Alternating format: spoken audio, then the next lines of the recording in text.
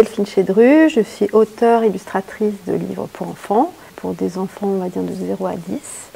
Je fais mes propres livres et ça fait déjà presque 20 ans que je travaille et j'ai publié un peu plus d'une 50aine de livres.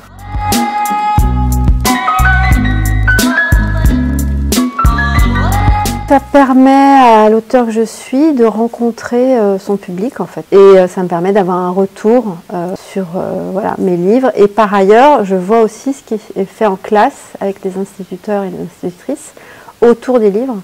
Et pour moi, c'est aussi important que le livre en lui-même, c'est-à-dire tout le travail qui est fait autour.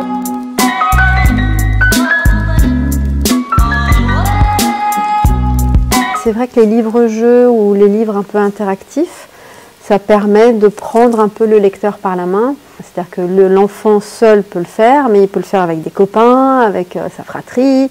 Et puis l'adulte peut participer aussi, donc c'est quelque chose de très convivial. Et j'aime bien cette idée que le livre est un moment de partage en fait.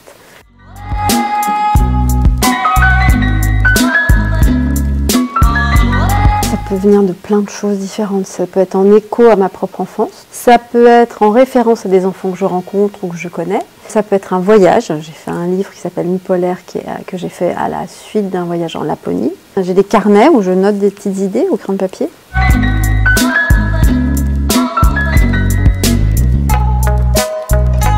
Je vais vous présenter mon tout dernier qui n'est pas encore sorti et qui est très nouveau pour moi parce que c'est une bande dessinée, ce que je n'avais jamais fait jusqu'à présent. Mais c'est une bande dessinée pour les tout petits, donc il n'y a pas de texte. Donc c'est une histoire qu'on peut lire, soit un adulte peut le lire en posant des mots dessus, soit l'enfant qui ne sait pas encore lire peut la lire.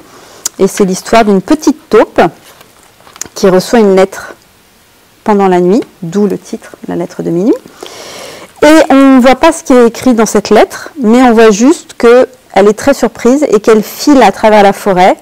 Et au cours du livre, elle va aller chercher différents copains, qui sont différents animaux. On découvrira juste à la fin de l'album ce qu'il y avait écrit dans cette lettre et pourquoi tous les animaux traversent la forêt de nuit pour aller voir quelque chose. C'est mystérieux.